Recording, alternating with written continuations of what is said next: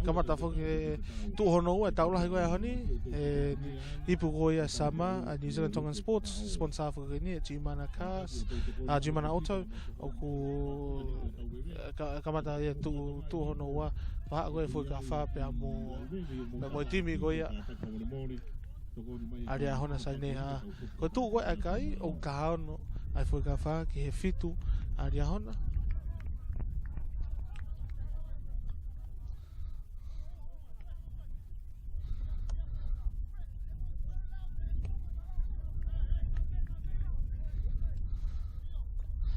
lain au tu foki ia mita e ho full me lain tata ko ia aria hona pulu foki a foi kafa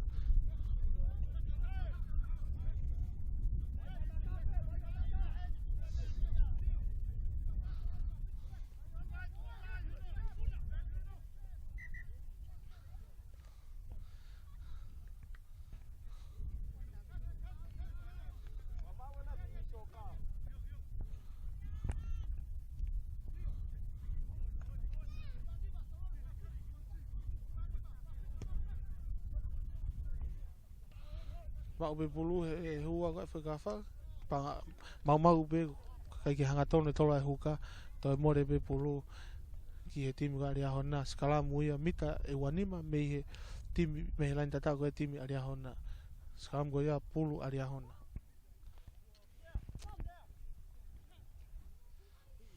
tata lere fo motol ka to be tau ka ngatonga o mo sio mai ki tau lahi ko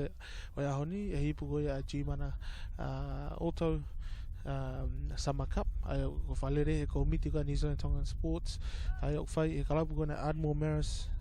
i takanini lo to kalani tatari le moto he se no tonga ho mo sio mai ki vai nga tau fa nau fa fia au pitoia fa wat vok mo fa malo ki ka sponsor ko to pe na nga sponsor e tournament ni ko New Zealand Tongan Sports mo fa malo ko mo popo mai ki tare ni te tau fa nau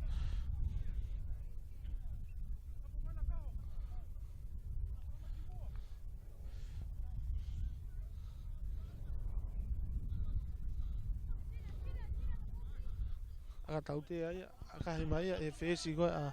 aria hona o auti pulu be aria hona lai nauti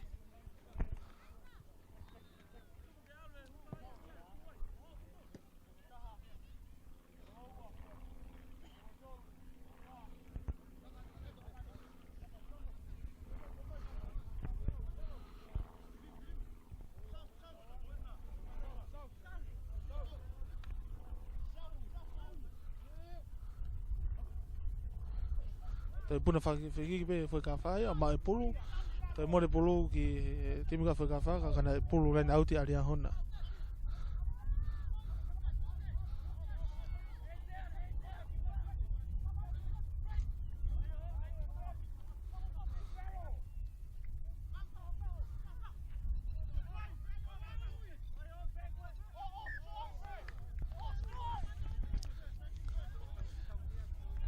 Noko ni pulu he timi ka whakawha, skala muia.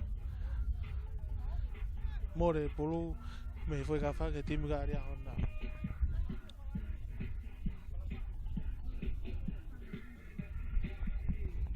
Tata lere fu montolo he se no tonga, tau kai ngā tonga, whepe tawa mamani o ke mea ima e timi ai tau koe a ngō timi o ahoni e whakawha pa mo ria hona saine hea ko taulahi whakeni o ahoni e whiau e tui mana cup o whalere ko mita New Zealand Tongan Sports. Tata lere fu montolo he se no tonga, se no tonga i heni whoke se no tonga i e uike kotoa pe ke nau holu mo whamawholea ai taulahi o wiki kotoa pe. Kono tau mua e se no tonga fok, ko tau mua e se no koni ke atu ai ngahi news. Mo ngahi umea katoa pe whikak mo tau community, kai ke ngata pe New Zealand, kai he whebe hawe ngata pao maamani. Pakai ke ngata fok ai ok sponsor e se no tonga e Athens Sports Management. Ko tau mua fuka Athens Sports Management ke ngau e ke ngai ata ko e hanga e se no tonga o hiki ke tuaki atua ke ngai tareniti a tau whanau ke ungahi timi mo i kau agent i tua pureanga. Ko hinga ko tau mua fuka te ngau e komite a New Zealand Tongan Sports pa mo i kau sponsor ko tope unau sponsor a tuana meni ko ni ke popoi mo kumi hangai whanga maari e tau whanau.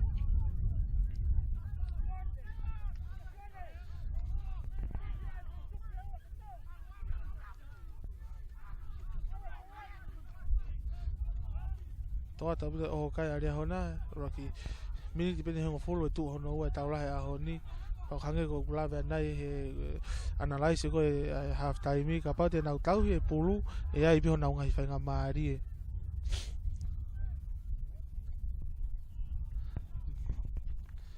Mau e nau o kai ko ia mo e nau whainga lerei mau au te pulu toi more be pulu ke foi ka fa mau toi mahala mita nima me he lain tata ko ya foi ka fa lain au ti ko ya lain au ti foi ka fa la ne au va ve hau ke nau fika valu se ne tang ni fai ya foi vai nga mari to ri ki loto ke nau ha fe nau ka pakau ni aka fa to mai e foki mai ai ka pakau mo re kolo a ria hona o nau toi mai pulu toa tau pito nau foki mai toi mai pulu vai nga mari foki ni ko line advave me he kapakau ke re kolo ki he fikavalo e foi ka fa na o mai na vai nga tuku mai ki he mita wanima me line tata area hona ka ko mea pangona na mau lao ai o toi more mai pe pulu ia o more pulu ki area hona tautea aga hia e nau reo kolo o auti lai nauti reva i vai ua o mala e ke tawaki ko koe ai foi ka fa tau mari o pito tau lahe a honi o e ngotimi fefeka fuken mo i kau vainga lerei una vainga ngotimi koni Piangai pe koe lawe anai e analyse koe e ngotimi ki mua pa whai e tau ko timi whakai whai kawha ko timi hauia e whiauhi koe na New Zealand Tongan Sports i he wafe taha ua taha tolu pia kuna nau toi hau whuke e ipu koe e tournament koe na toko sia Winter Cup koe timi koe rea hona na nau semifinal nau tolu ia i he timi koe i he ipu koe na toko sia Winter Cup pa New Zealand Tongan Sports pa koe timi whakai rea hona nau kau na tohe timi lalahi mo whewheka ungai whiauhi koe anu sila ni ngai tau mai koe na nau whau maa na tole ungai whiauhi koe ia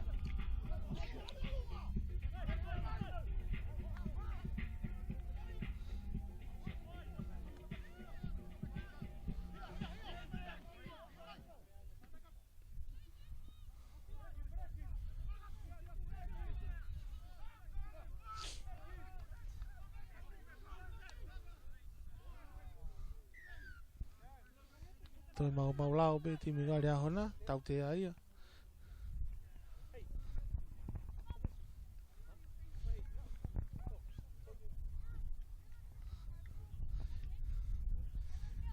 tautea ko ia e aga tautea ia a pio palanite fesi a foi kafa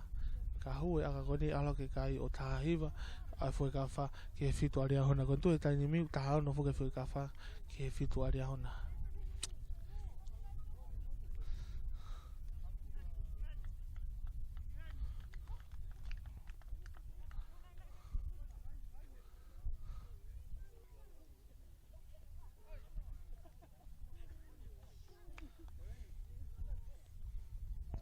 Fio bito va inga o ya honi taula he fuga ngotimi sio ke fa nau tau fa nau tonga ko ni o galani ni na hanga o va inga ho na ngai tare ni ti pa fo ai be fa ma se no tonga ka ma fo ke ka sponsor o tournament ni ko ni pe mo committee ga New Zealand Tongan Sports e ma ha na ngai fa nga mari ke na o ma wai ha na mo be ha na ngai tare ni ti mari fo ke aga ko ya apio o huia aga tau te fo ki ta ko aka mama ta ala greba kai foi ka fa o tahiva ki fitu aria hona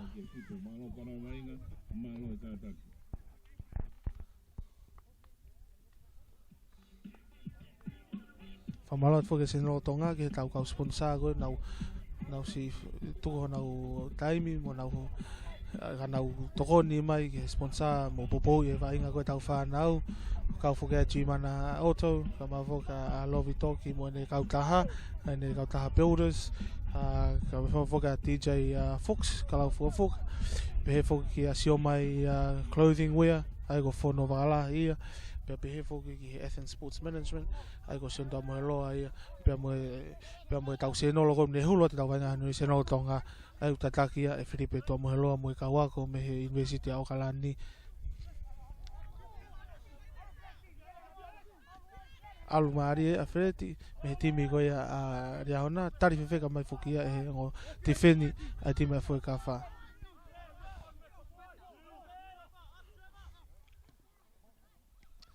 te fa fuk mai maka kiloto ke na ka bakau ni fa ma we ai rocky ai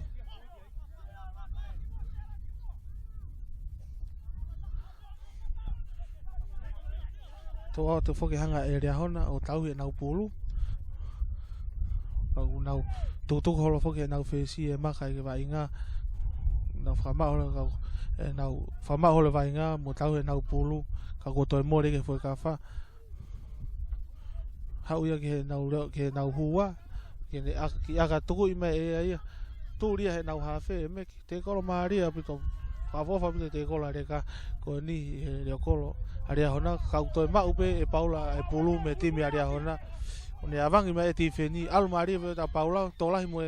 kau tangata ti me area hona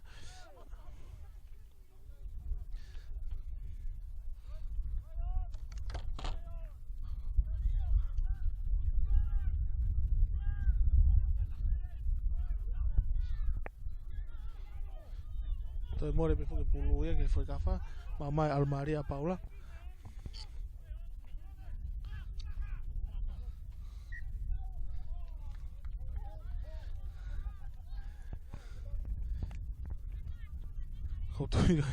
Kau tu fai nga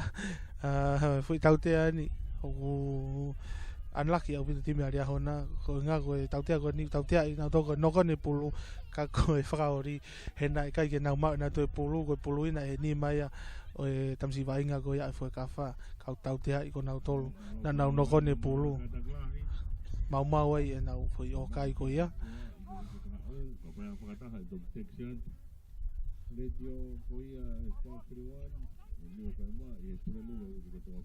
si o foke e fai ako a rea hona rea ke wha whetongi hawa e si mo se ke niki tua kai alo atu ai ongo tangata fo whetongi na ua koutou si o foke fai ako ke alo taka tama unau ke iwiwi ke tokoni ai timi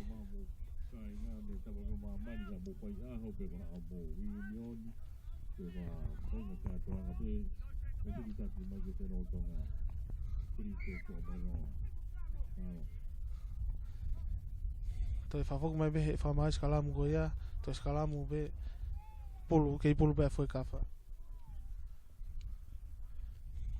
Fia foke se no tonga mo famalo ke tau kaure ka vainga ko ia ko na wa ke tumtum ya ka pulu ka na ke mara tu mai pe ai ngau ya New Zealand tongan komite New Zealand tongan sports ke popo e tareni te tau fa nau ko o vainga tournamenti o na ke eva mai pe o tokoni ai fa nau ko ia vainga tournamenti pongpongin na fa sio ke Augustine Pulu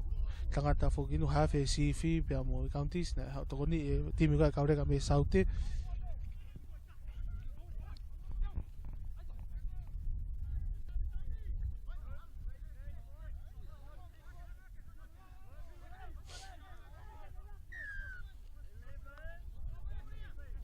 Mamalo timi foi kafa tau tia ki na tolo pulu ya ria hona te piva vere vai au ke fueti ke tau figa valu fra mau to e hamita wa nima me he la inta ta ko ya foi kafa alo pulu ke na tau toa hele kosi ai nau kapakau mo na ore kolo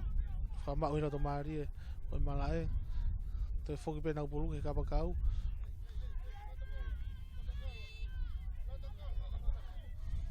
Lere Maria le kolo a hona ko me pango to more pe pulu ke timi foi kafa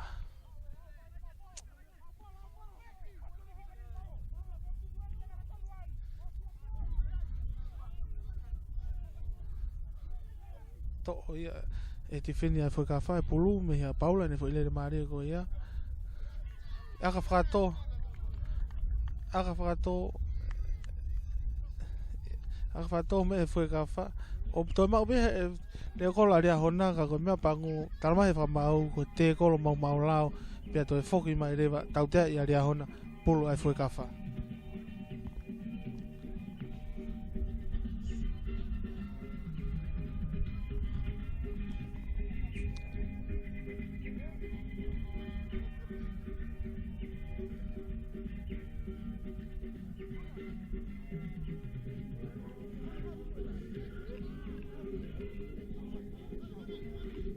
Alo he pete haviri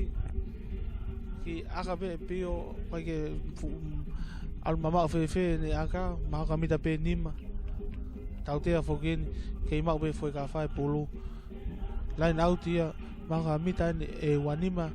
me he line data ai foi ka fa ka na te ma be na to pulu ha ke na ha fe ka mek ka fokin ne ka mo tare ni te ti ma foi ka fa ka ke to fa nga tunga e tau to a ne lava e ia vai ngai toa tau bito e vainga ko ia lere ia he kapakau a foi kafa tok fama o mai ke he halfway ka ko me pango to e foi pulu o nokon to foki be ia ki he timi aria hona skalamu e halfway ki tafaki ko ai foi kafa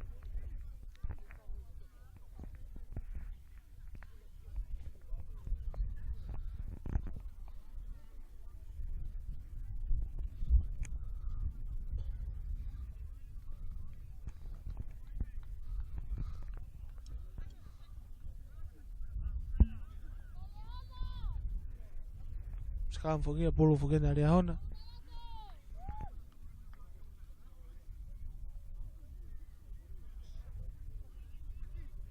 seti loloto e tau to ago ria hona hange wa na foi move hanau set move ko ui pa set loloto e tau to a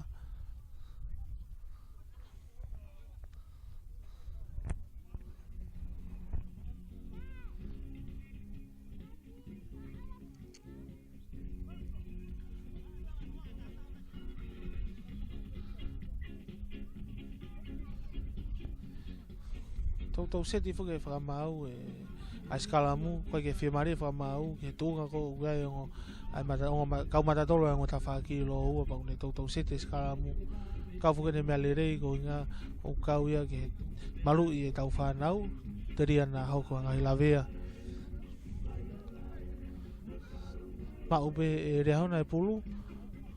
tuang mai ke nau fesi o tuang lo mai ke nau re ko lo hapo Maria bida tamsi ne to fa foku pe pulu kiloto se ke timi aria hona ulah ya bida fa fetongi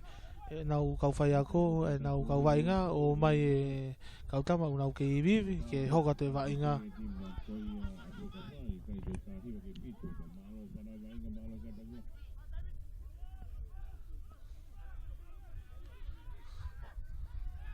Te wheni i wāwea e timi koe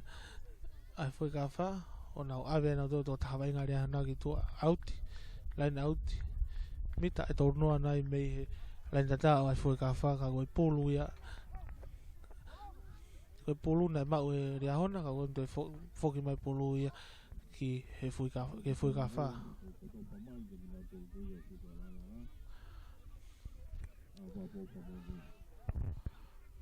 Ai nau ti wāwea, toi mau beia he hua koe ia whai ka wha. E rioti, o mai me nau hawhi, ke nau whesi, ke nau sekeni. Nau sekeni, mau e lere e mare, nau sekeni, ka toi more polo i rea hona. Whawhoki mai re veia, e whamau e John, ke nau toi skalamu. Nau skalamu ni, mita hongofulu, mei he halfway, mei he vaiua, ke tawhaki koe ia whai ka wha. Kei tu tatau e whuke tau kai, tahiwa, whai ka wha, ki he fitu. A rea hona, saini haa.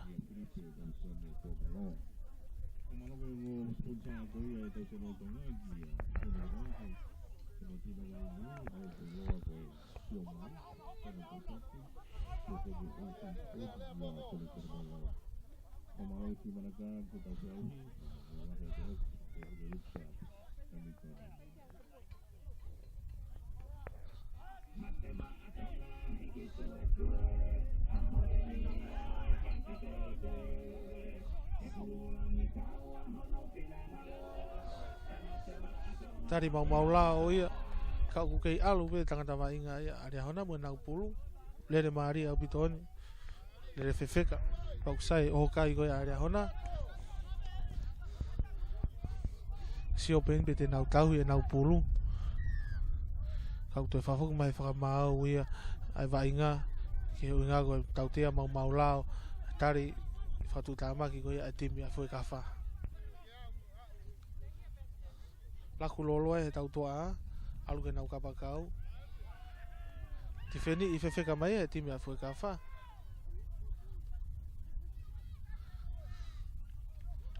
Toi whoki mai be, toi whoki mai be e rea hona e pulu. Me he tawhake taha, alu e nau kapakau. Panga maria bida nau kapakau whika tātaha rea hona e ahon, tō whihan tau tauhanga wawa e wanga e ti wheni a whoi ka wha. Ai mau pe tai meni na e kai ke tonga e hana nau pulu pe toi more pe ke foi ka fa hange ko nau foi al mari e ko e ka ko mau fo te foi pasi lai bu te fa mari o le hana on ka ko nau ki kai pe ke nau tonga e nau pulu tai meni more ngai fa mari ne nau mai mau toi kau fo mo nau ngai mau lao e nau ofi e nau laina tau mo nau kolo e ragi tu ko me ia ke akai e fesi a fogafa nau ngai poini ma o le ha kai e fogafa ke olunga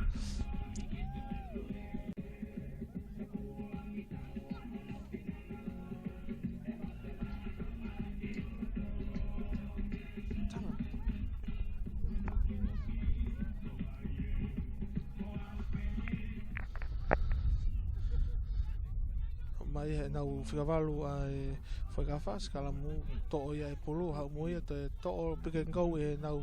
hua ka tifen whiwhika mai e rea hona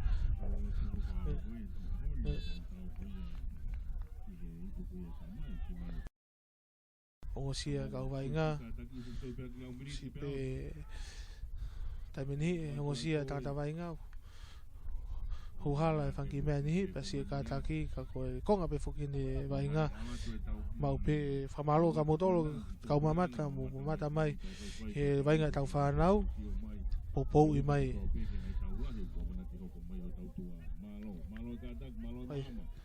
ai pe mea na e kai ke whemaria e whikawalu a whakawha ka sai pe ku toe whuk pe wainga ke he tonga totonu hanga pe he whamau o puke merino pau toi whoki pe whanau wainga tokanga ki nau wainga Ma ko lava haminiti e tahanima e tu honoa tau mari e fo ke ahoni tau la ahoni ngotimi fefeka mo ka vainga mari mo tare niti ro wa be ngotimi ke fa malo fo ke ko tau community tonga na wo mai o popo e vainga tau fa nau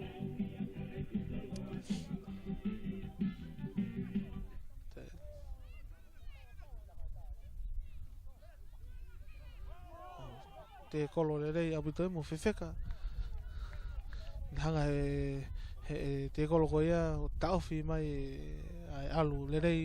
ai foi ka fa mo pulu ai ko ai ke toi more be ai pulu no kone foi ka fa more pulu ki dia hona to ata be vai nga pa hanga ngai vai nga pe o tala ai tunga ko ia ngo timi mo ka tangata le rei vai nga ngo timi ko hinga taimi o alu le rei ai foi ka fa mo pulu na o kai o lava he taimeni he ta he timi ari hona o matuaki mai ai na o kai go ia pe to tatau be taimu ko o kai e timi ari hona o lava be foi ka fa tifeni mo matuaki mai pa ko ngai vai nga be o netala ai le rei ai ka vai nga go ia ngo timi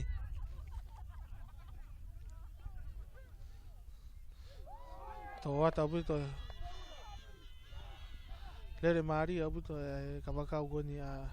ari hona fica taha ko et hanga pe ko mena ola vian nai re kan vai nga mari pe ta honi to fia ni hanga avang ti feni go ya ai foi ka fa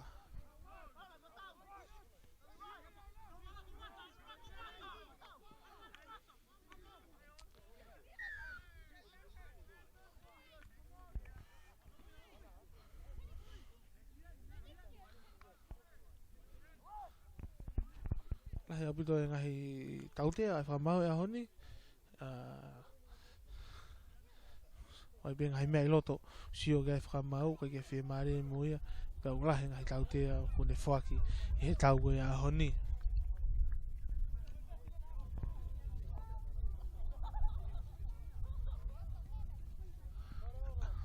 aga hai mai taute go ya out e tangata go ya ne fetoki mai fesi ai foi ka fa lain out ia pulu pe ai foi ka fa hena e tautea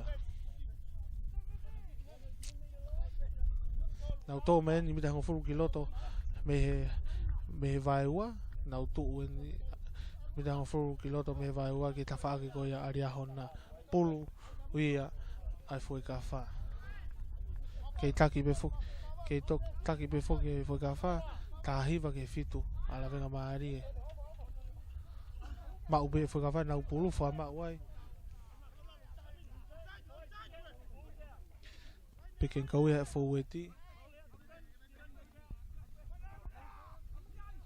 ta fo ke ni ngai ta fa sa ia timi ia foi ka fa ai hanga ko he na fo weti o pequen kau e pulu na lava pe o support i rei ai tangata ko al mo pulu ke nga ke na tau pe na pulu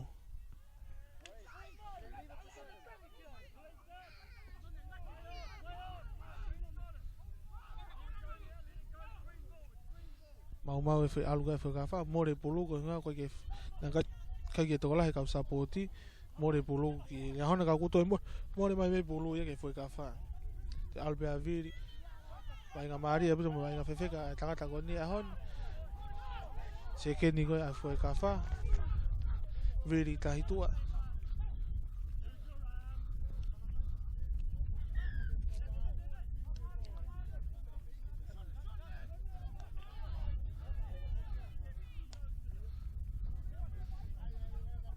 to ta bita timi ko ni ai ali hona kau vai nga fuga marakai fekito a timi ko ni ali hona ahon tangata ko ni fika ta valu kau he kau tangata tukimu he vai nga ko nusilani kau fa vai fuga wala ni kau fuga ke timi supa ko ai hairenta ke tau fo he wa fe ta fa kau fa fi hanga pe me na ula vian nai fuga mai kau tangata ko ni opopo ai vai nga tau fa na he tournament ni kon a G-mana auto whalere ia i he komiti ko ia a New Zealand Tongan Sports.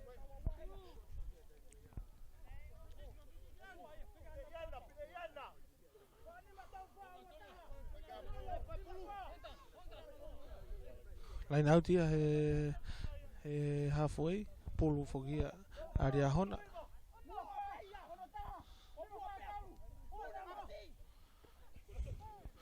to e puna whakiki pe hua goia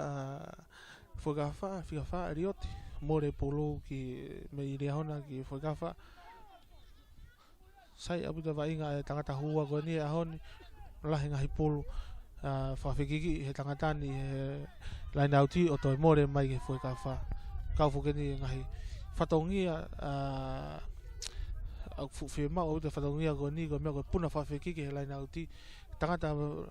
hua whi kono whatongia pau ke whai aputa ia ako tangata goia ni whai le rea aputa whatongia goia ni a honi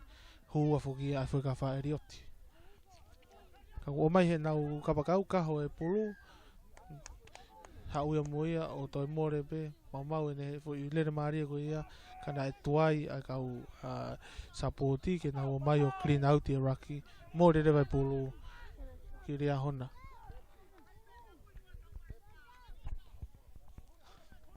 te piva vere vai hau ka paula te ka koni vai ngale rei moe a honi senta ia aria hona lahe ngahi taimi na ne hanga avangi ai tifeni a whikawha whawhiawhia apito sio se no tonga ki he wainga e whanau e ahoni whawhiawhia apito pa kautoi pe mo whiawhia mai ho tau kāinga ko whebe tapa mamani o ke sio mai ai ki he wainga ai tau whanau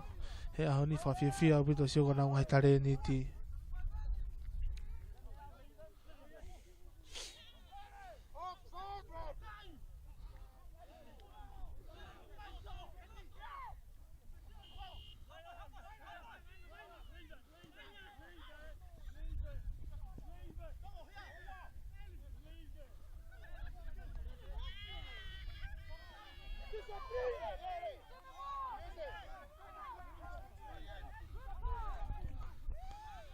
te piva Malakai alua Malakai mo pulu mari au bitu to gata bitu Malakai mo pulu ne atu ia ke kapakau kai kapakau fika wa to bitu alo vainga asire vai le volo ia Malakai ne hu mo pulu ne lava ke ne matua ke tifeni ka ne pasi ke ne tangata kapakau o kai tangata kapakau aro gere vai kai o kaua aria hona ka ke ta haiva pe a timi goia a whikawha to wai tani mi to mahala mite hongo fulu pe ta anima pe osi ai tau lahi goia honi tau maria bitoeni pe asi pe he kawainga nau vainga malohi nau fufe mau bito fongo te milo nau fufe mau bito ke nau mau i kuna a honi pe au asi pe ia fonga koko nau vainga malohi pe nau fenga malohi kai mi nau mau e pulu aka whahu re vai e kapakau ko ia hona e eti aka maari au bito en ohu au whakareva ai kai o tawha aria hona ke tahiva a whikawha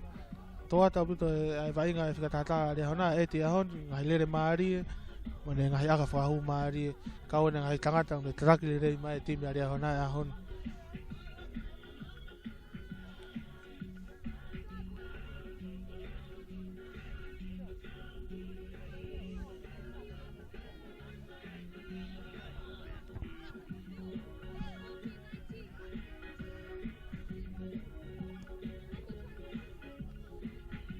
aga ia whikawha hapo mai te me area hona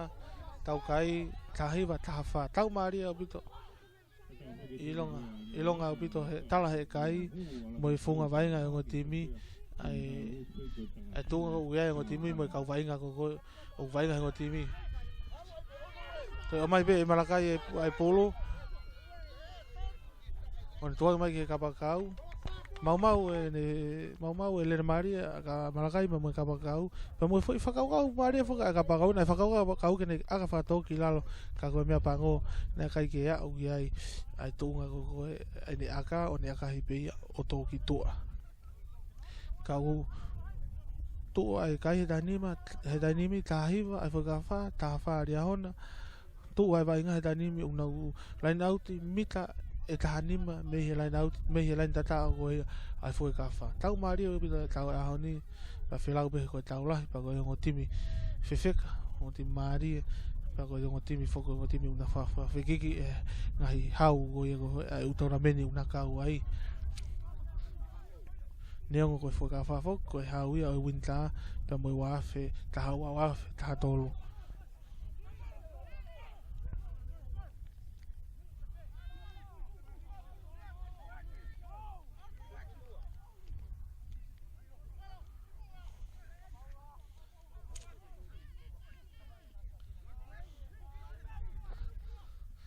kai be ria hona ko tui ka pa lava e ria hona tau he nau pulu mo nau fenga ke fia ngai pe vainga e nau fueti mo tau toa pa lava hanga fueti o matua ke difeni a foi ka fa ka nau hanga pe o tutu ke pulu te mo poke nau pulu e ai bona fanga mari ka ko me pangu ko alu ke tau toa nau lako nau tolu out to fok pe pulu ia ki foi ka fa lai nauti ai pulu ia foi kafa me he mita e tau noa nai me he lain tata go ia ai foi kafa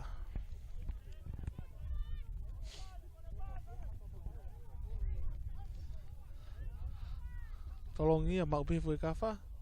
nau fa ma wai to piken ko be nau foeti to ata bi ngai mita glava he foeti o mau ma he nau timi tai mu nau piken ko wai timi ko na foi kafa tai ben hiu fa tuai e nau kau sapoti ke nau waipa ai raki hu tonu ai fika ta fito ai foi kafa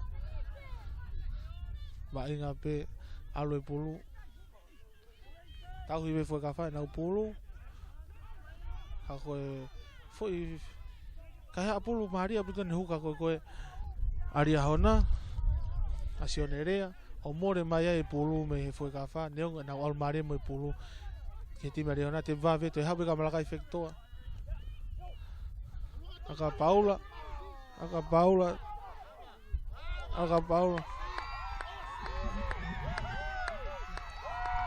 tata o mari ene ahon tata o mari na hon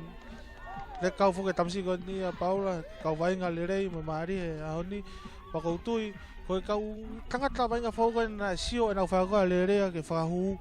kau vai foga malaka efecto na hu mai na tolo fai nga ngau lerei na hu mai foga na to na ke ivi ba na fi vai nga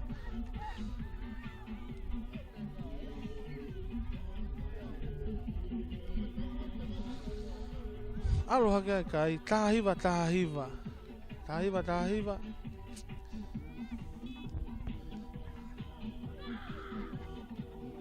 to aga fa u ke ha taka lerei foke na eti ai ka pakau aria hona to aga fa u ke ha ka ko kai he tani tahiva fa fi foke se no tonga mo mama tama tau kai family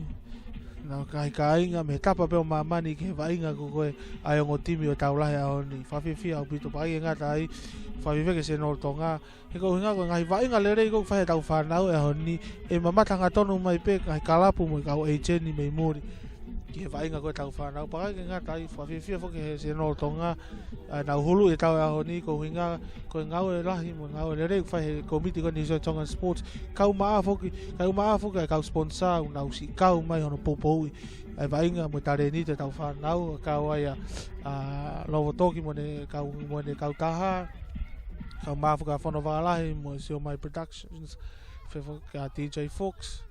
fe fo ke G-Mana Autos fe fo ka Sindo Moloa pe mo Athens Sports Management ka ma fo ka Felipe Tomolo mo ka wa ka university na mo falere a sino tonga to e mahalo a me te hango fulu e tau lahi koe aho ni tau maari e fuken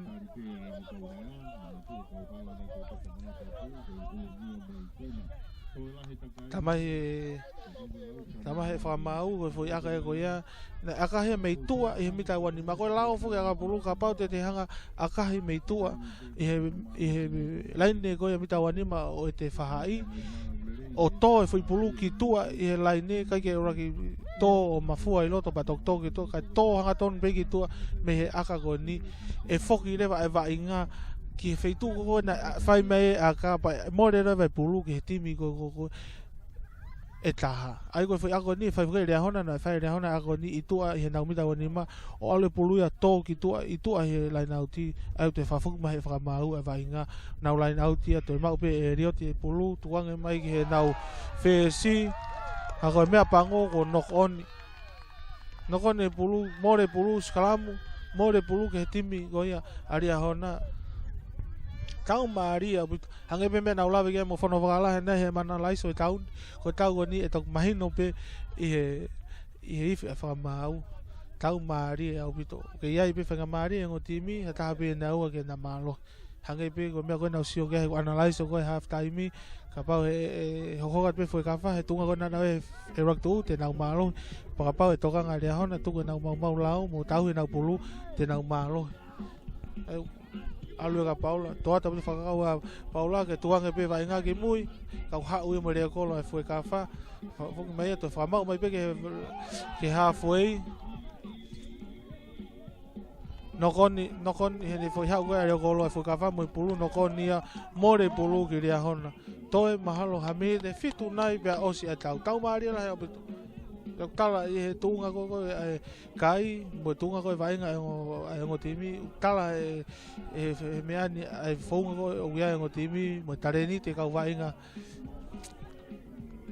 pakai fo ke nga tai ka fa ko man disapong nga ma arere apu tau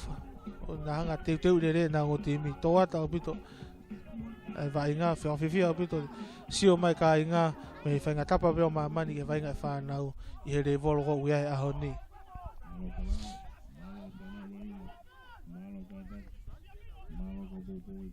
Rocky pick and go be ai timi ko ari hona ko me pango tamai whakamau puke pulu na tau tomu ia na ka support ke o waipe pulu more pulu ke foi ka fa te piva ve foi ka fa la ku alu ke na senta ki aviri tangata venga mari e fugeni a honi ke alba aviri mo pulu ko me tau fa fia ko sio ke tau community tonga e na uo mai o popo I e whanau mo na uwa inga tau whanonga peke ngai reo mo ngai kai la fia ki loto ai kau mamata mo kau popo tala e nau fia mo nau supporti e nau fio mai o popo I e wa inga e tau whanau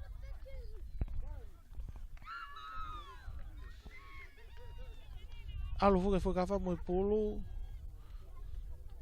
tau tea ia e whakamau mahalo koe aka koe ni o mita na e tolu noa kau aka hanga ton bei mei mua he kolo koe aria hona mita tolu noa tu whoka e kai he tainimi o wataha aria hona ki he tāhiwa a fui ka wha wataha tāhiwa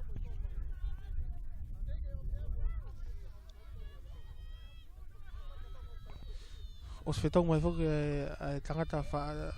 aka tūma o e whoi ka wha pio whetong mai whoki ia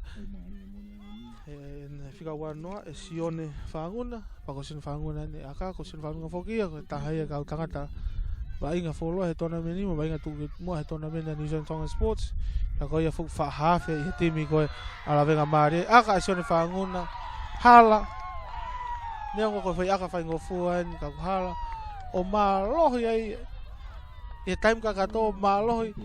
ali hona sai ni ua ka hiva tau mari a bitu fafia bitu sio ke vai nga a ni au pe ko tu pe ka mo tolu ko ia fe pe tapa mama ni mo sio me ai ke tau ko a ni ho mo fia mai ke vai nga tau fa na mo tunga ko na vai nga pa kai fo ke nga tai fafia sio ke community tonga e na wo mai o popo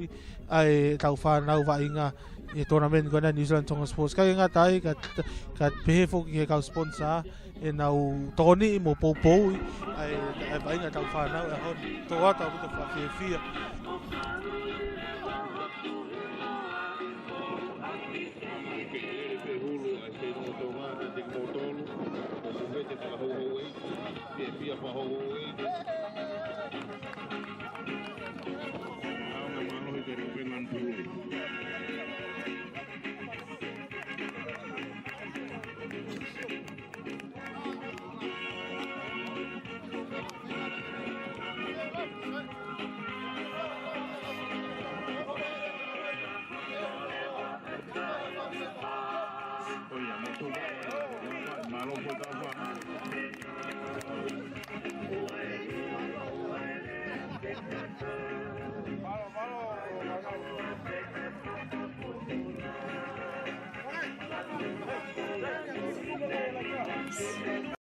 Lovely for ai vai nga ko taula ko New Zealand Song and Sports ya honi va ko ya foi kafa pa mo ria na sa nia pa ko ma fa malo ko ni ko nga ma time ko ni ke tano pa mo captain ni ko tim ria hona aki ka ma fu ke na fa ko le ria po tau aki malo vai nga la ya hon ako roto pe ke ai ha olau ki tau ka inga na sio mai se no tonga ke vai nga mari mo fa honi ko ha ngai mea na mo sio ke mo ngau e ki ai ola vai o mo ma i kuna honi sai ko foi timi ko ne foi ko timi topo e fa tonga New Zealand pa time ko fa mari ke mau tamu na tolu ko tapo ke mau tolu ke mau tamu timi au pa ke ahoni na mau funga la ya pito ke mau ngau ke raki ngau ko na malo inga time na kan raki mai ya mau tolu mau ai kuna ya honi to ta fe time I have time na hanga hi tu ne fa ko na fa o mo malo he ko mo sio ko me tu ana ko mo tu rak tu na la o mo mau lao pa ka ke mo tonga mo bulu ko mo tu ko no na ta ofi mau lao pa mo tonga mo bulu time ko na mo fa nga fe me wa ko ya na mo le re ya ho mo va inga pa ka ke nga ta na sai fo ke time fa hu mai mo ka ta fa ki ka ko fe ma ko lo na ha tu ni fa ya ko mo ka po na fa ka mo tolu e half time ko nga fa ko tu ka half time na ke taki pe foi ka fa time ko ya na ta tolu ke fitu a mo tolu iyo ko half time ko ma tu kamata na fu la ha pe mo ko pe mo discipline la me nga tau te amo me pa mau pa na half time ai na ko me apena tama fa ko ka te mau tau te apa mau ngau ke mau tau toa ke la ko pulu ki to ko ta pa ko fa pe to ma ko to fa fi puta vai nga ni pa fa malo bito at tala monu se no tonga ka ko ka ma mo timi e vai nga mari honi malo bito le ma ngai me ke fe ma ke fa matala ke ka nga honi e ikuna ko ni ma ho timi fa fi bito tau honi ko kamata ko o tau la honi le na analyze of ba mo fono vagala e tau pa ko me ko na masia ga mo fono e to tala be malo hi e if fa mau pa ko tu ko me na hoko ya honi pa ko me fa fi bito ko nga ko rak tauen ko tau la hien pa tala reva he fonga ko mo va nga a tu unga ko ya ngo timi ka mafu ke ka fa ya ko malo do sene to molo o fa mari ko ni ke fa ki fa matala no pe o tu ko vai ko mo fu e ka ne timi fu experience a bito ta tau be ateki mo defend ko tu na ma fu to no bito ta fa masino ma fu to ko si a bito pa ki to hale so ni o ga mai ki ko ta la pe na to na discipline ke ko tu ko ta to ko ka tonga ta fu to no bito ta fa ko ya malo na mo fa tonga i be lo ki tu na la he ka ye fu malo le pa ko fa fi ka te au hange pe ko glave na e time ko na fa analyze so nga fo ko to ta ko i lo i pe ko nga ta vai nga tu ki mo ko he tau community tonga pa ku ke tau la ina ke vai fa professional ai pa fa fi ka e sio e a honu ke ha o fa ya ko pa ko sio wa ngai me ala ina ke o mai ke timi pa ko hange pe ko la e kaptenina ya ngai tu na ke fai e half time ina to e kaulere ke timi pa ka ke nga ta na sio fo ke time na ke fra hu mai ai ka tama fo ke na hu mai ko nga na ke ivi pa na ke fi vai nga pa na ke ma na wi na fa ke vai nga pa ko tu ko fu me ale re o ke o mai ko mo timi ko nga fo o ke ma experience a to ta na vai nga fa professional io malo de sion o tu ko si ko ke vai nga lo ki tu una fu mari a bito pe na tau sino lo o pe o tu malo ko finga pe ke fa ke na fa ke na wa ko finga pe discipline ke sai o bito ke fu sai bito le pulo fu ko ti feni pe na fu finga ke fu ma o bito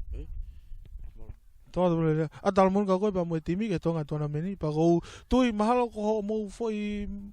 i kuna ko a honi e to ia e foi to ko fulu ke to ko no ka va inga te na fi o mai ke famasi no wi ka ha ke fa mu e masisione tonu ke ka pe mo ko ai ko oso tau taimi malo pe to ko ikai